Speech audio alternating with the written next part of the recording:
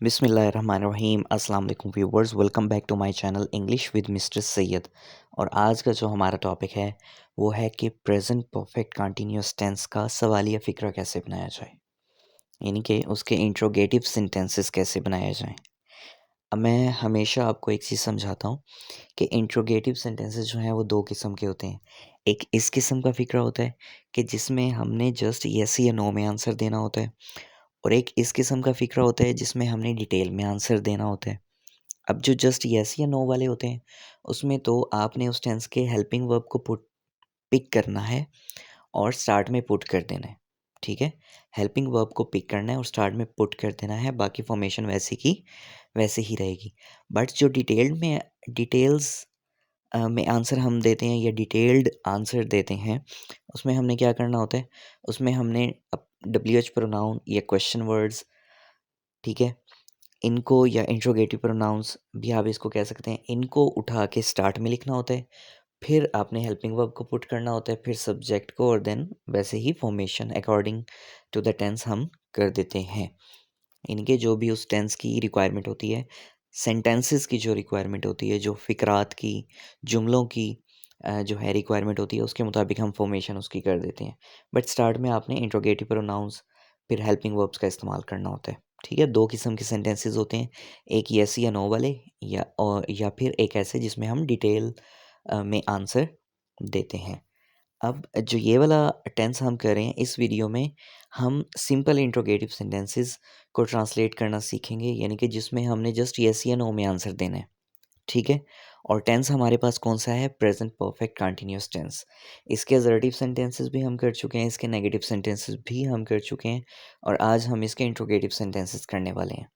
तो चलिए स्टार्ट करते हैं। सबसे पहले आपने ये देखना है कि उर्दू अलामत क्या होगी इस टेंस की, और जो कि सवालिया फ़िक्रा है, तो सवालिया फ़िक्रा किस किस्म का हो सकता है? उर्दू अलामत क्या होगी कि उर्दू फ़िक्रे के आखिर पर रहा है, रही है, रहे हैं, रहा हूँ या फिर रही हूँ वगैरह आएगा, प्लस इसमें वक्त मुकर्रर होगा। यानी कि अगर रहा है, रही है वगैरह आता है और तो उसके साथ टाइम भी दिया गया होगा, देन ये प्रेजेंट परफेक्ट कंटिन्यूअस टेंस का सेंटेंस बनेगा। अगर जस्ट रहा है, रही है वगैरह आया है और टाइम नहीं दिया गया है, तो ये सिंपल प्रेजेंट कंटिन्यूअस टेंस का फ़िक्र है, ठीक है? हमने असर्टिव सेंटेंसेस में भी इसको डिटेल से पढ़ा है। हमने जब इसके नेगेटिव सेंटेंस बनाए, उसमें भी मैंने आपको डिफरेंस बताया था, और अब अगेन बता रहा हूँ कि अगर सिंपल रहा है, रही है, रहे हैं, रहा हूँ या फिर रही हूँ आ जाए, तो ये प्रेजेंट कंटिन्यूअस है। बट अगर इसी अलामत के साथ टाइम भी दिया गया हो, देन आप क्या देन आपको पता होना चाहिए कि किस चीज़ का सेंटेंस है, कौन से टेंस का सेंटेंस है। ये प्रेजेंट परफेक्ट कंटिन्यूअस टेंस का सेंटेंस है, उसका जुमला है, ठीक है? अब इसमें दूसरी अलामत क्या होती है कि ता रहा है, ती रही है, ते रहे हैं, ता रहा हूँ या फिर ती रही हूँ वगैरह उर्दू फ़िक्रे के आखिर पर आएगा। इसमें टाइम ना भी दिया गया हो तो डज़न्ट मैटर, उर्दू अलामत को ज़हन में रखना है बस। अब इसकी कुछ एग्ज़ाम्पल्स करते हैं, देखते हैं कि किस किस्म की एग्ज़ाम्पल्स हो सकती हैं इंट्रोगेटिव सेंटेंस की प्रेज़ेंट परफेक्ट कंटीन्यूअस टेंस में। मिसाल के तौर पर, क्या अनवार हमें 5 साल से पढ़ा रहा है? रहा है आ गया, 5 साल टाइम भी दे दिया गया, और स्टार्ट में क्या का वर्ड आ गया। अब एक चीज़ ज़हन में रखना है कि आपने इस सेंटेंस को समझना है कि इसमें ये येस या नो में आंसर माँग रहा है या फिर डिटेल्ड आंसर माँग रहा है। अब इसमें देखें, क्या अनवार हमें 5 साल से पढ़ा रहा है? तो आप किस में आंसर करेंगे? येस या नो में आंसर करेंगे। दूसरा, क्या मवेशी सुबह से खेतों में चर रहे हैं? येस या नो में आंसर करेंगे। क्या हम यहाँ क्रिकेट खेलते रहे हैं? क्या वो अपना काम करता रहा है? क्या वो कई सालों से इस्लामाबाद में रह रहे हैं? इसके एंड पे दी गई अलामात को भी देखें, और इस सेंटेंस की, इन जुमलों की, इन फ़िक्रात की नोयत को भी समझें। ये जस्ट येस या नो में आंसर माँग रहे हैं, ठीक है? अब हम चलते हैं इसकी फ़ॉर्मेशन की तरफ कि हमने इसको फ़ॉर्मेट कैसे करना है, इसके उर्दू सेंटेंसेस को इंग्लिश में कन्वर्ट कैसे करना है, किस फ़ॉर्मेशन को फ़ॉलो करना है। आप सबसे पहले लगाते हैं हेल्पिंग वर्ब सब्जेक्ट के मुताबिक, जो कि होते हैं हैज़ या फिर हैव। हैज़ या हैव आप अकॉर्डिंग टू द सब्जेक्ट लगाएंगे जो सेंटेंस में दिया गया होगा। फिर आप लगाते हैं सब्जेक्ट। हैज़ या हैव के बाद आप सब्जेक्ट लगाते हैं। सब्जेक्ट के बाद आप लगाएंगे बीन या फिर नॉट बीन। अगर तो प्रेजेंट परफेक्ट कंटिन्यूअस टेंस है और उसमें जस्ट आपको ये कहा गया है कि क्या ये काम हो रहा है, तब तो आप तब तो आप सबसे पहले हेल्पिंग वर्ब पुट करेंगे। हैज़ या have according to the subject. सबसे पहले आप हेल्पिंग वर्ब पुट करेंगे और उसके बाद आप सब्जेक्ट लगा देंगे और सब्जेक्ट के बाद आप बीन लगा देंगे। उसके बाद वर्ब के पास आ जाएंगे। वर्ब की प्रेजेंट पार्टिसिपल फॉर्म या आईएनजी फॉर्म लगाएंगे वर्ब के फर्स्ट फॉर्म के साथ आईएनजी। ठीक है, ऐसे। बट अगर इंट्रोगेटिव भी है और नेगेटिव भी है, जैसे हम कहते हैं कि क्या अनवार हमें 5 साल से नहीं पढ़ा रहा है, यानी कि क्वेश्चन भी दिया गया और साथ नेगेटिव भी आ गया। देन आप क्या करते हैं, आप सबसे पहले हेल्पिंग वर्ब लगाते हैं हैज़ या have according to the subject. उसके बाद आप सब्जेक्ट लगाते हैं और उसके साथ नॉट बीन लगाते हैं। ठीक है, तो ये दोनों कंडीशंस हो सकती हैं। अगर सिंपल मतलब कि इंट्रोगेटिव सेंटेंस है, सिर्फ सवालिया फ़िक्र है, देन आप हेल्पिंग वर्ब सब्जेक्ट और बीन लगाते हैं। बट सवालिया भी है और नेगेटिव भी है तो आप हेल्पिंग वर्ब सब्जेक्ट और नॉट बीन लगाते हैं। बस ये डिफरेंस है। सिर्फ आपने क्या करना है, हेल्पिंग वर्ब को स्टार्ट में पुट करना है, बाकी फॉर्मेशन आपकी एसर्टिव या फिर नेगेटिव वाली ही होगी। अब इसकी मुकम्मल फॉर्मेशन देखते हैं। आप सबसे पहले हेल्पिंग वर्ब लगाते हैं हैज़ या फिर have according to the subject. Subject singular होगा तो हैज़ लगा देंगे, सब्जेक्ट प्लूरल होगा तो हैव लगा देंगे। उसके बाद आपने सब्जेक्ट लगाना है और सब्जेक्ट के बाद आपने बीन या फिर नॉट बीन लगाना है।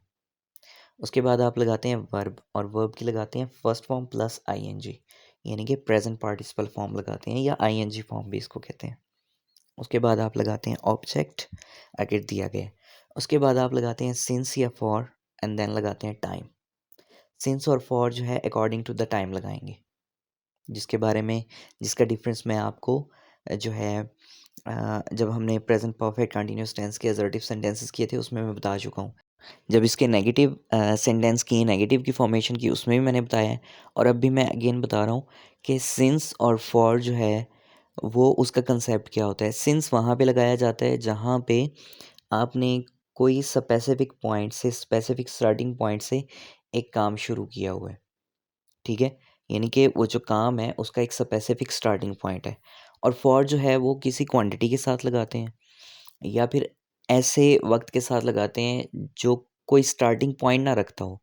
वो दरमियान से कोई क्वांटिटी दी गई हो कि 2 घंटे 3 घंटे 2 साल 3 हफ्ते, यानी कि इस किस्म का कोई सेंटेंस हो, देन उसके साथ आप फॉर लगाते हैं। या बहुत सारे, चंद, एक, फ्यू, मैनी, इनके साथ आप फॉर लगाते हैं। होप सो आप जो प्रीवियस मेरी वीडियोस हैं उनको जो है आप सुनते होंगे, या अगर अभी तक आपने व्यू नहीं की तो आप व्यू कर सकते हैं, उसमें मैंने डिटेल में इसको बयान किया हुआ है। खैर, अभी चूँकि हम प्रेजेंट परफेक्ट कंटिन्यूअस टेंस के इंट्रोगेटिव सेंटेंसेस कर रहे हैं तो चलें इसकी कुछ एग्जांपल्स करते हैं जो हमने फॉर्मेशन की है इसके मुताबिक। अब देखें, हमारे पास पहली एग्जांपल है, क्या अनवार हमें 5 साल से पढ़ा रहा है। Has Anwar been teaching us for 5 years। हमने बिल्कुल अकॉर्डिंग टू द फॉर्मेशन जो भी हमने प्रीवियस स्लाइड में पढ़ी उसके मुताबिक करनी है। अनवार चूँकि सिंगुलर है तो इसके साथ हैज़ लगाएंगे। Has Anwar been teaching, verb आ गया, अस ऑब्जेक्ट आ गया, फॉर सिंस या फॉर में से हमने फॉर को सिलेक्ट किया क्योंकि यहाँ पे 5 दिया गया है, 5 years यानी कि क्वांटिटी दी गई है। Has Anwar been teaching us for 5 years। Next example है, क्या मवेशी सुबह से खेतों में चर रहे हैं। Have the cattle been grazing in the fields since morning. Cattle चूँकि कलेक्टिव नाउन होता है इसीलिए हमने हैव का इस्तेमाल किया। Have the cattle been grazing in the fields since morning. क्या हम यहाँ क्रिकेट खेलते रहे हैं। Have we been playing the cricket here. Have we been playing the cricket here. क्योंकि इसमें उर्दू अलामत है ते रहे हैं तो हम इसमें जो है सिंस और फॉर का इस्तेमाल तो करेंगे नहीं क्योंकि टाइम यहाँ पे नहीं दिया गया। तो have we been playing the cricket here. क्या वो अपना काम नहीं करता रहा है। क्या वो अपना काम नहीं करता रहा है। अब देखें, इसमें इंट्रोगेटिव भी है और नेगेटिव भी है। हम पढ़ चुके हैं कि अगर नेगेटिव भी हो और इंट्रोगेटिव भी हो तो हमने क्या करना है, पहले हेल्पिंग वर्ब पुट करना है, फिर सब्जेक्ट और उसके साथ नॉट बीन लगा देना है।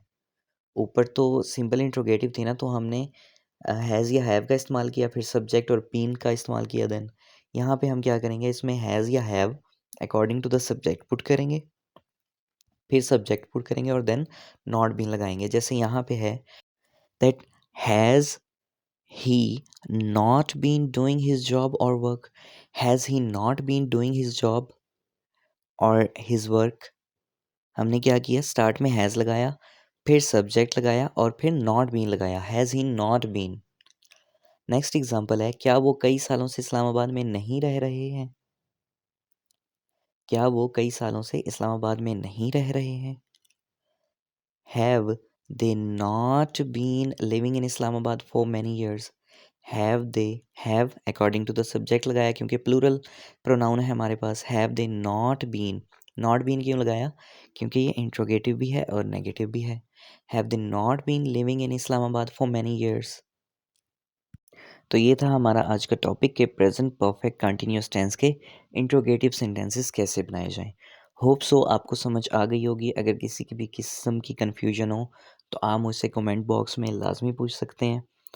किसी भी किस्म की कन्फ्यूजन हो, किसी बात की समझ ना आई हो, किसी फॉर्मेशन की समझ ना आई हो, देन आप विदाउट एनी हेजिटेशन आप मुझसे पूछ सकते हैं।